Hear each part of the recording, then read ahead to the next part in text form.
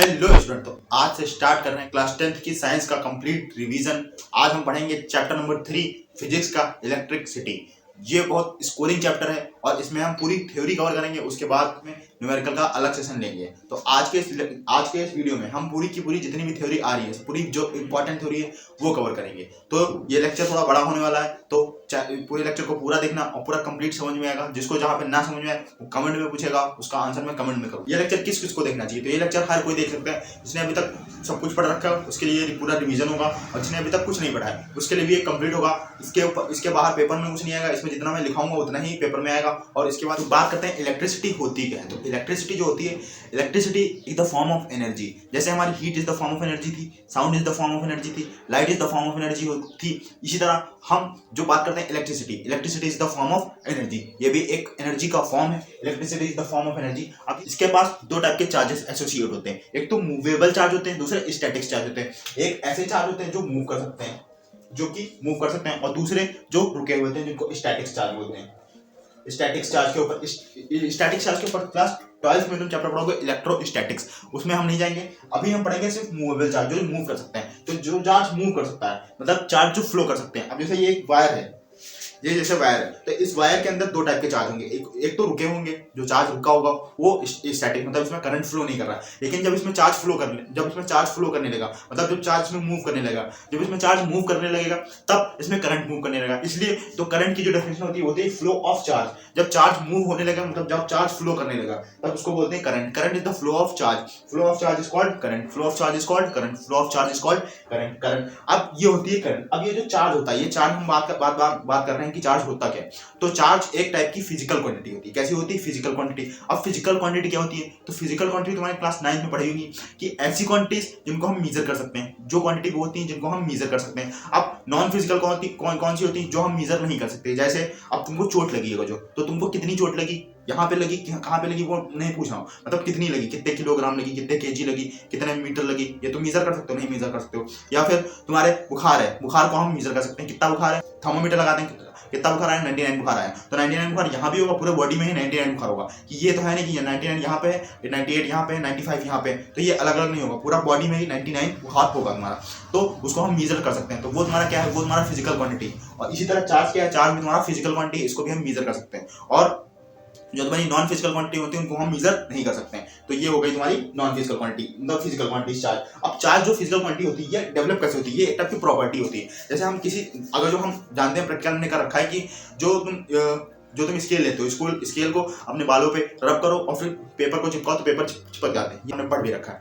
तो ये क्यों होता है? ये क्योंकि होता है रबिंग की वजह से हो जाता है। रबिंग होता है फिक्शन, दो बॉडी के बीच में जब फिक्शन आते हैं तो बॉडी चार्ज हो जाती है। तो किन्हीं दो बॉडी के बीच में, जब ये बॉडी है, ये बॉडी है, इन दोनों की बॉडी के बीच में जब फिक्शन आएगा तो बॉडी चार्ज हो जाएगी। तो उसके पास ये प्रॉपर्टी डेवलप हो जाती है। तो इसको डिनोट कैसे करते हैं? इसको क्यू से डिनोट करते हैं। हम क्यू से डिनोट करते हैं, क्यू चार्ज को क्यू से डिनोट करते हैं। ये एक टाइप की पीक्यू मतलब फिजिकल क्वांटिटी, एक टाइप की फिजिकल क्वांटिटी। और इसकी एसआई यूनिट होती है वो होती है कूलाम। जैसे एसआई यूनिट होती है, ये होती है कूलाम।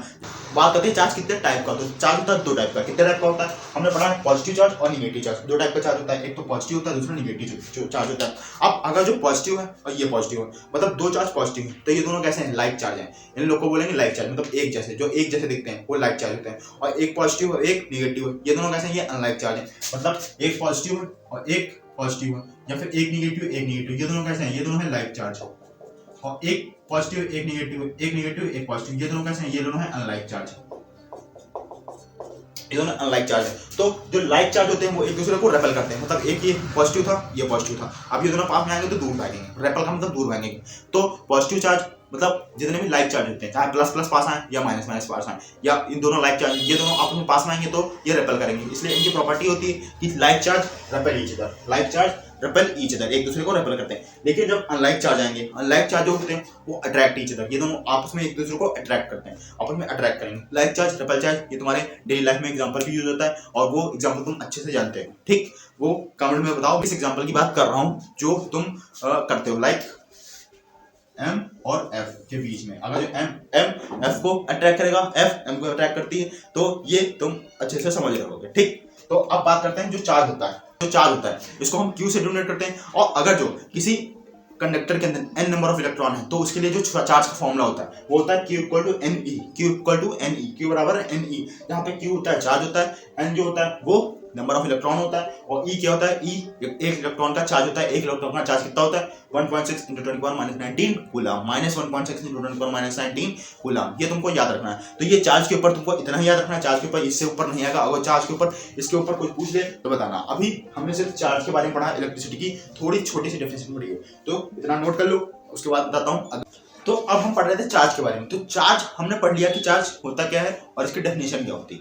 अब हम बात करते हैं जो चार्ज होता है, ये तुम्हारा जो चार्ज होता है ये कैसे डेवलप होता है, मतलब किसी जो कोई भी बॉडी होती है इसके ऊपर चार्ज प्लस या माइनस कैसे आ जाता है। चार्ज होता है हमको पता है, लेकिन इसके ऊपर प्लस या माइनस का चार्ज कैसे आ जाता है। तो अगर जो हमको पता है जो कोई बॉडी होती है उसके अंदर इलेक्ट्रॉन्स होते हैं, हम सबको पता है कि कोई भी एटम होता है, सपोज कर लो बॉडी होती है, सबके पास इलेक्ट्रॉन होता है, एक एटम होता है उसके पास न्यूट्रॉन प्रोटॉन इलेक्ट्रॉन सब होता है। ये हमने स्ट्रक्चर क्लास 9 में पढ़ रखा हो कि न्यूट्रॉन प्रोटॉन और न्यूट्रॉन किसमें होता है, न्यूक्लियस के अंदर होते हैं, उसके चारों तरफ इलेक्ट्रॉन चक्कर लगा रहे होते हैं। तो अब ये जो प्लस या माइनस का खेल होता है, मतलब जो बॉडी प्लस हो जाती है या माइनस हो जाती है, कैसे हो जाती है, तो इसके पीछे एक गेम ये है कि जो तुम्हारा प्रोटॉन और न्यूट्रॉन होता है ये न्यूक्लियस के अंदर रहता है, ये न्यूक्लियस के अंदर रहता है, एकदम ज्यादा फोर्स लगा होता है, ये हमने सबने 9 में पढ़ रखा है। और इसके बाहर क्या होते हैं, इलेक्ट्रॉन होते हैं। अब इसको ज्यादा एनर्जी दोगे तो इलेक्ट्रॉन निकल जाएगा या फिर इलेक्ट्रॉन आ जाएगा। तो इसके इलेक्ट्रॉन ही बाहर आ सकते हैं या अंदर जा सकते हैं।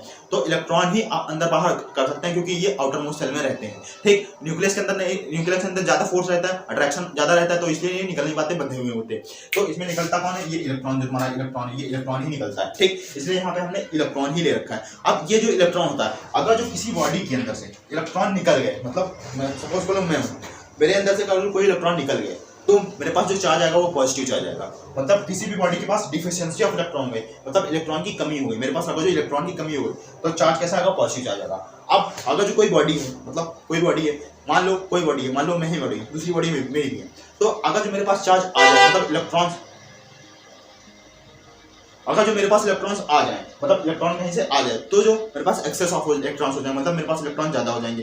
पहले मेरे पास 10 इलेक्ट्रॉन थे मान लो, अब एक इलेक्ट्रॉन और गया तो कितना हो गया, 11 हो गया। तो एक इलेक्ट्रॉन ज्यादा हो गया, मतलब चार्ज माइनस का ज्यादा हो गया, तो यहाँ पे जो चार्ज आएगा वो माइनस का चार्ज आएगा। तो ये खेल होता है। इसके ऊपर ज्यादा क्वेश्चन तो नहीं आएगा, लेकिन इतना पता है, इतना याद रखना, टेक में पूछ सकते हैं कि एक्सेस ऑफ इलेक्ट्रॉन से कौन सा चार्ज आता है या फिर डेफिशिएंसी ऑफ इलेक्ट्रॉन से कौन सा चार्ज आता है। तो ये एक एमसीक्यू तुम्हारा यहाँ से बन सकता है। अब बात करते हैं कंडक्टर, इंसुलेटर और सेमी कंडक्टर के बारे में। तो इतना नोट कर लो, बात करते हैं सेमी कंडक्टर, कंडक्टर और इंसुलेटर के बारे में। छोटी छोटी डेफिनेशन से आ जाती है, 1 नंबर में 2 नंबर में आ जाती है पेपर में एग्जाम्पल के साथ। तो अब बात करते हैं कंडक्टर की, इंसुलेटर की और सेमी कंडक्टर की। तो कंडक्टर क्या होता है, कंडक्टर जो बस में बैठते हैं उसको कंडक्टर नहीं बोलते, वो कंडक्टर दूसरे होते हैं। ये कंडक्टर होते हैं जिसमें चार्ज इजीली फ्लो हो जाए, ऐसे कंडक्टर उनको बोलते हैं कि ऐसी ऑब्जेक्ट या ऐसी बॉडी जिनके अंदर चार्ज कैन फ्लो इजीली, जिसके अंदर चार्ज हो जाए तुम्हारा इजीली फ्लो हो जाए, मतलब जिसके अंदर करंट इजीली फ्लो हो जाए। ठीक, उसको बोलते हैं कंडक्टर। जैसे तुम्हारे सिल्वर होते हैं, कॉपर होता है, अर्थ होता है, ह्यूमन की बॉडी, हमारी हम लोग की बॉडी होती है, हम लोग के अंदर करंट लग जाता है, कभी कोई तार छूते हैं या फिर कहीं प्लग में हाथ कहीं पे कुछ भी ऑन कर रहे होते हैं, तार जल्दी से टच हो जाता है तो करंट लगता है। तो करंट क्यों लगता है, क्योंकि हम लोग के अंदर इजीली करंट या इजीली चार्ज फ्लो हो सकता है, इसलिए हम लोग के अंदर करंट लग जाता है। ठीक, तो कंडक्टर भी होते हैं, हम लोग भी गुड कंडक्टर ऑफ इलेक्ट्रिसिटी हैं, इसलिए कंडक्टर होते हैं जिसके अंदर चार्ज कैन फ्लो इजीली, जिसके अंदर इजीली चार्ज फ्लो हो जाए। अब इंसुलेटर क्या होता है, तो इंसुलेटर होता है जिसके अंदर charge can not flow easily. अब ये डेफिनेशन हम लिख देंगे, कौन सी, यही वाली डेफिनेशन, ये हमने छोटे बच्चे पढ़ते आ रहे हैं कि कंडक्टर क्या होता है, इजीली जिसमें करंट फ्लो हो जाता है, जिसमें करंट फ्लो ही नहीं होता उसको इंसुलेटर। अब सेमी कंडक्टर तुमने नया हो सकता है सुनाओ, लेकिन हम छोटे क्लास में पढ़ा है, 8th क्लास में, 7th क्लास में, 9th क्लास में पढ़ा होगा, तो नहीं पढ़ा तो बताते हैं कि सेमी कंडक्टर को, सेमी कंडक्टर पहले तो प्रॉपर्टी होती है इंसुलेटर की, मतलब पहले करंट नहीं फ्लो कर रहा था, लेकिन कुछ स्पेशल कंडीशन आ जाती है। अब स्पेशल कंडीशन की वजह से उसके अंदर डेवलप हो जाते हैं फ्री इलेक्ट्रॉन्स, मतलब उसके अंदर फ्री इलेक्ट्रॉन नहीं होते। जब फ्री इलेक्ट्रॉन उसके अंदर नहीं है, मतलब फ्री इलेक्ट्रॉन नहीं होते। अब मान लो ये तुम्हारा कोई ऑब्जेक्ट था, अब इसके अंदर फ्री इलेक्ट्रॉन, मतलब इलेक्ट्रॉन निकले नहीं, तो जब इलेक्ट्रॉन निकले नहीं तो फ्लो कहाँ होंगे, जब भी फ्लो नहीं होंगे तो ये कैसा बिहेव करेगा, इंसुलेटर की तरह बिहेव करेगा। जब ये इंसुलेटर की तरह बिहेव करते हैं इसलिए इसको सेमी कंडक्टर बोलते हैं। अब इसके बाद कहीं से स्पेशल कंडीशन आ जाती है कि इसके ऊपर कुछ एनर्जी मिल जाती है या कुछ हो जाता है, तो इसके बाद इसके अंदर जो है फ्री इलेक्ट्रॉन आ जाते हैं, उसके बाद इसमें जो है इलेक्ट्रिसिटी या चार्ज फ्लो होने लगता है। तो इसके बाद दोनों की प्रॉपर्टी होती है कंडक्टर और इंसुलेटर की, इसलिए इसको बोलते हैं सेमी कंडक्टर। सेमी कंडक्टर मतलब आधा कंडक्टर, मतलब कभी कभी फ्लो कर सकता है और कभी कभी नहीं फ्लो कर सकता है। जब फ्लो कर सकता है वो स्पेशल कंडीशन होगी, इसके ऊपर डिटेल में चैप्टर है क्लास 12 में सेमी कंडक्टर के ऊपर, वो तुम डिटेल में पढ़ोगे। अभी इतना काफी है, इसमें 10th क्लास में इतने डेफिनेशन काफी है। अब हम बात करेंगे मेन अपना टॉपिक जो है तुम्हारा करंट, जो मेन टॉपिक है जिसके ऊपर अच्छे से क्वेश्चन बनेंगे, जिसपे न्यूमेरिकल अच्छे से बनेंगे, जो और अच्छा सा टॉपिक बनेगा। अभी तक जो जितना पढ़ा चार्ज के बारे में पढ़ा, सब मतलब सिर्फ एक नंबर के 2 नंबर के क्वेश्चन बनने वाले थे, उसमें से और कुछ ज्यादा नहीं था। न्यूमेरिकल हाँ एक या बन सकता है इस पे, जो Q बराबर एन ई वाला फॉर्मूला लिखा है, Q equal to N E वाला, इसमें तुम्हारे न्यूमेरिकल बन सकते हैं। इसमें न्यूमेरिकल तुम सॉल्व करना है अपनी बुक से, और इसमें मैं भी कराऊंगा। जो नेक्स्ट पार्ट आएगा तुम न्यूमेरिकल वाले जब पार्ट आएंगे तब उसमें कराऊंगा। तो अब ये होता है। उसके बाद अब बात करते हैं इलेक्ट्रिक करंट के ऊपर, जो हमारा मेन टॉपिक है। तो अब बात करते हैं इलेक्ट्रिक करंट के बारे में। अब इलेक्ट्रिक करंट होता क्या है, तो इलेक्ट्रिक करंट बात करने से पहले बात करते हैं करंट के बारे में। करंट क्या होता है? करंट का मतलब होता है फ्लो। जो करंट तुमने लिख रखा है, करंट का मतलब होता है फ्लो। फ्लो किस चीज का फ्लो? किसी भी चीज का फ्लो। जैसे अगर जो एयर करंट लिखा होगा तो मतलब एयर फ्लो कर रही होगी, वाटर करंट लिखा होगा तो वाटर फ्लो कर रहा होगा, लव करंट लिखा होगा तो मतलब लव फ्लो कर रहा होगा। तो ये सारे मतलब होता है फ्लो। करंट का मतलब होता है फ्लो। ठीक, अब बात करते हैं इलेक्ट्रिक करंट होता क्या है। तो इलेक्ट्रिक करंट होता है, करंट का मतलब जैसे हमने बताया फ्लो होता है, तो इलेक्ट्रिक करंट मतलब किसका फ्लो होगा? चार्ज का फ्लो होगा। किसका फ्लो होगा? चार्ज का।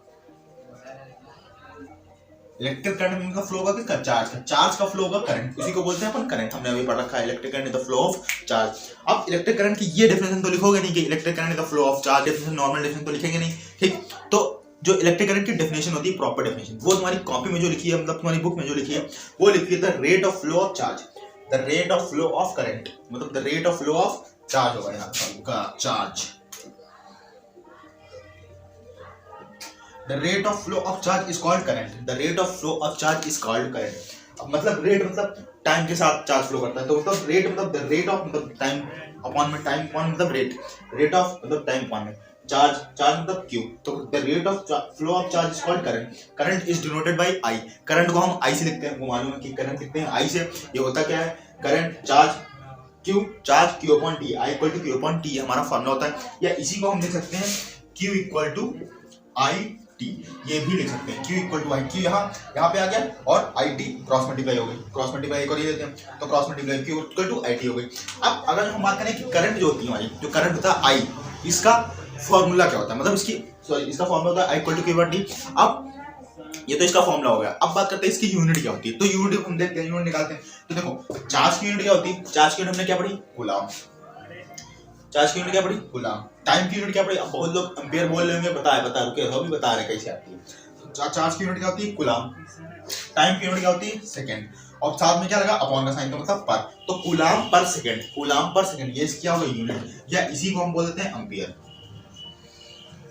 इसी को बोलते हैं एम्पियर। कूलम पर सेकंड या ampere is the unit of current, electricity. ये एसआई यूनिट होती है। दोनों कैसे ऐसे दोनों यूनिट कैसी है? एसआई यूनिट है। एसआई यूनिट क्या होती है? इंटरनेशनल सिस्टम यूनिट ऑफ होते हैं। हमने पढ़ा है फिजिक्स में, क्लास 9 में पढ़ा होगा, क्लास 9 का टॉपिक है।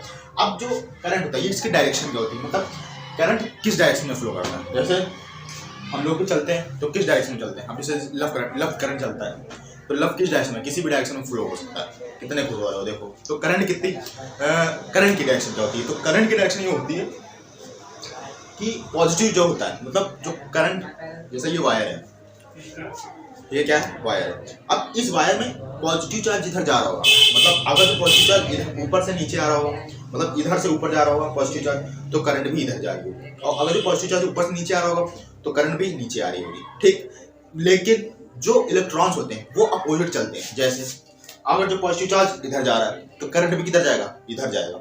और चार्ज जो इलेक्ट्रॉन होते हैं वो किधर जाएंगे? इलेक्ट्रॉन निगेटिव होते हैं, चार्ज इधर, ये इधर, पॉजिटिव चार्ज इधर, निगेटिव चार्ज इधर, हमेशा उल्टा चलते हैं, विपरीत चलते हैं, विपरीत। जैसे हम लोग पढ़ा रहे हैं, हम लोग पढ़ रहे हैं, ठीक, लेकिन तुम लोग विपरीत चल रहे हो। तुम इंस्टाग्राम पे स्क्रॉल करोगे जाके, इंस्टाग्राम चलाओगे जाके, ठीक, पढ़ोगे नहीं, तुम लोग उल्टा चलते हो, हर चीज के लिए उल्टा चलते हो। तो इसी तरह जो करंट चल रहा है वो कैसे चल रहा है? पॉजिटिव चार्ज की तरफ, और पॉजिटिव चार्ज इधर चल रहा है, उधर ही चल रहा है करंट। लेकिन जो पॉजिटिव चार्ज चल रहा है उधर चल रहा है निगेटिव करंट। निगेटिव चल रहा है मतलब इलेक्ट्रॉन चल रहा है, मतलब पॉजिटिव जिधर जाएगा उधर ही करंट जाएगा, आई मतलब करंट। और जिधर इलेक्ट्रॉन जाएगा मतलब उसके अपोजिट इलेक्ट्रॉन आएगा, और इलेक्ट्रॉन उसके अपोजिट निगेटिव चार्ज होगा। तो करंट ऑलवेज अपोजिट डायरेक्शन में रहता है, किसके? फ्लो ऑफ इलेक्ट्रॉन के, या फ्लो ऑफ माइनस चार्ज या निगेटिव चार्ज। तो ये हो गई करंट की डेफिनेशन। अब नॉर्मल हम बात करते हैं, ये हो गई तुम्हारी करंट की डेफिनेशन। अब हम बात करते हैं कि एक सर्किट क्या होता है। तो सर्किट एक क्लोज पाथ होता है। सर्किट हम सभी ने सर्किट के बारे में पढ़ा है। तो सर्किट क्या होता है? सर्किट एक क्लोज पाथ होता है। जैसे ये हमने पढ़ रखा है,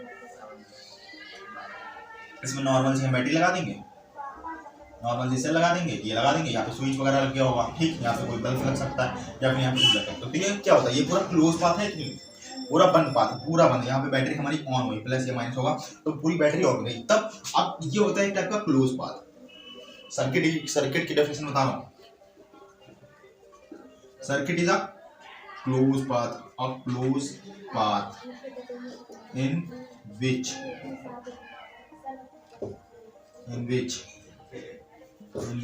current can फ्लो, जिसमें से करंट फ्लो कर सकती है। आई मतलब करंट कैन फ्लो, ठीक। तो circuit is a close path in which current can flow easily, इसको बोलते हैं सर्किट। अब ये सर्किट के अंदर कई सारी चीजें होती हैं, उसका हम डायग्राम अभी बाद में पढ़ेंगे, क्या क्या उसमें लगा सकता है, रियोस्टेट क्या होता है और ये सब के बारे में पढ़ेंगे। रेजिस्टेंस क्या होता है, ये सब उसमें कैसे लगाते हैं, स्विच कैसे होता है, मीटर कैसे लगाते हैं और वोल्ट मीटर कैसे लगाते हैं, ये सब इसमें पढ़ेंगे, ठीक। अब ये जो एम्पियर हो गया, ठीक, ये तुम्हारी करंट हो गई और ये इसकी डायरेक्शन अपोजिट होती है हमेशा इलेक्ट्रॉन की डायरेक्शन में, जिधर इलेक्ट्रॉन जा रहे होंगे उसके अपोजिट डायरेक्शन में वो करंट वाली फ्लो होगी, ये सर्किट के अंदर फ्लो होगी। अब जैसे सर्किट है, सर्किट के पॉजिटिव और ये माइनस है, तो पॉजिटिव से इधर से चलेगी करंट, मतलब पॉजिटिव से करंट चलेगी, नेगेटिव से तो इलेक्ट्रॉन चल रहा होगा, तो पॉजिटिव से अपोजिट डायरेक्शन बढ़ेगी। तो सर्किट के अंदर कोई पूछे कि कैसे करंट चलती तुम्हारी, तो पॉजिटिव से नेगेटिव की तरफ, पॉजिटिव से नेगेटिव की तरफ, ये होगा तुम्हारा करंट के ऊपर पूरा टॉपिक।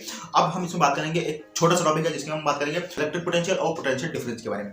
तो इतना नोट कर लो, बात करते हैं इलेक्ट्रिक पोटेंशियल और पोटेंशियल डिफरेंस के बारे में।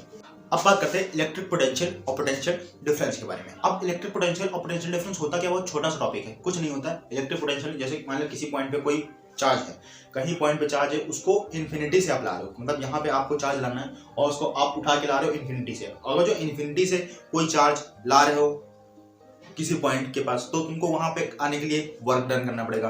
तो वो जो वर्क डन तुम करोगे वही तुम्हारा क्या होगा, इलेक्ट्रिक पोटेंशियल होगा, उसको बोलते हैं अपन इलेक्ट्रिक पोटेंशियल, ठीक।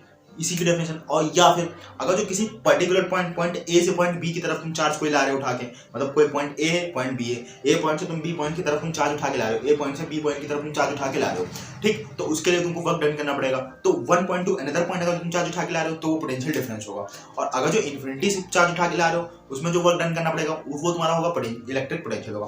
तो ये तुम्हारी डेफिनेशन होती है कि work done to bring a unit positive charge from infinity to a point, infinity to a particular point. एक इन्फिनिटी से पर्टिकुलर पॉइंट पर हम कोई चार्ज उठा के ला रहे हैं उसको बोलते हैं वर्क डन। अब अगर उसको बोलते हैं इलेक्ट्रिक पोटेंशियल। अब अगर जो यही वर्क डन तुम कर रहे हो unit positive charge from one point two another point, मतलब एक पॉइंट से दूसरे पॉइंट लाने में, उसको बोलते हैं पोटेंशियल डिफरेंस। तो ये पोटेंशियल डिफरेंस की डेफिनेशन है और ये इलेक्ट्रिक पोटेंशियल डिफरेंस, दोनों का फॉर्मूला सेम रहता है, V equal to W upon Q, V equal to W upon Q।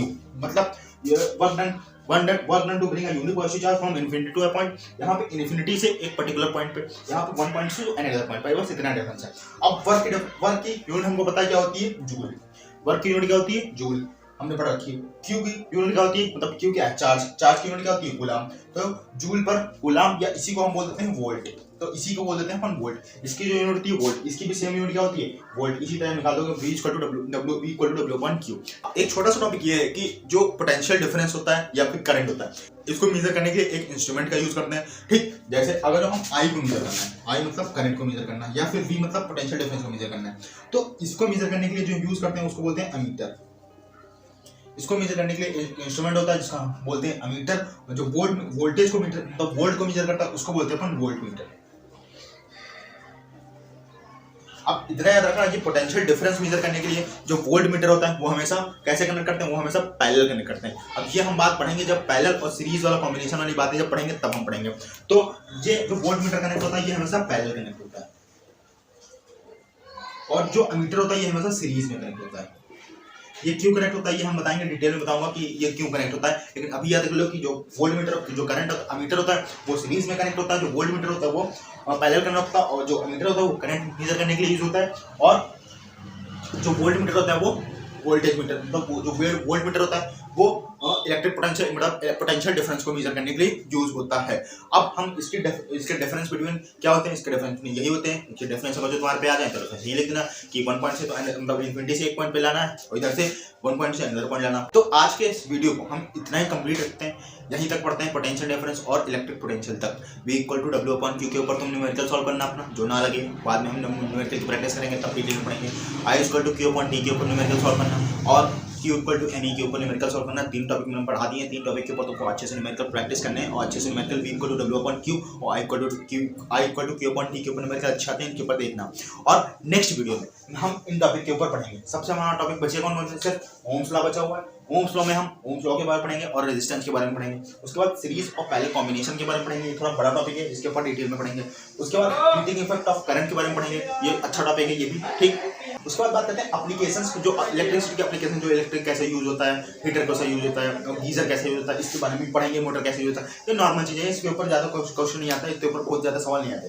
और जो इलेक्ट्रिसिटी होती है, सेव इलेक्ट्रिसिटी कैसे पता है, बल्ब बंद कर दो, घर बाहर जाओ, ये सब नॉर्मल चीज़ें हमको पता है। टॉपिक इसमें अगर पढ़ना हो और पढ़ेंगे, तो ये 6 टॉपिक हम पढ़ेंगे। इसके बाद वाले लेक्चर में चैनल को सब्सक्राइब कर लो और बेल आइकन को हिट कर दो, कि जब मैं ये लेक्चर डालूं तो तुरंत देख लो। अब अभी तुम एकदम रेडी हो जाओ, लास्ट के मंथ में 2 महीने बचे हैं, इसके इस समय जो है तुम अपनी कमर कस लो और जोश के साथ पढ़ना है, सिर्फ पढ़ना है, बाकी और कुछ नहीं करना है। तो चैनल को सब्सक्राइब कर लो। मिलते हैं अगले वीडियो में। 2 महीने के अंदर हमको साइंस में टारगेट रखना है 100 आउट ऑफ 100 का। फिलहाल तो 70 आउट ऑफ 70 रखेंगे, लेकिन 100 आउट ऑफ 100 अगर जो स्कूल में तुम्हारे अच्छे लेनदान होंगे, मतलब अच्छे तुम्हारे चल रहे होंगे, तो तुमको स्कूल में मिल जाएंगे नंबर। 30 में से 30 वैसे मुश्किल है, 28-29 मिल जाता है, लेकिन हमारा टारगेट रहेगा 70 से 70 लाने का। कमेंट में प्रॉमिस करो कि हम नंबर लाएंगे 70 में 70 पूरे full out of full science के अंदर। साइंस में तो 1 नंबर भी नहीं कटना चाहिए।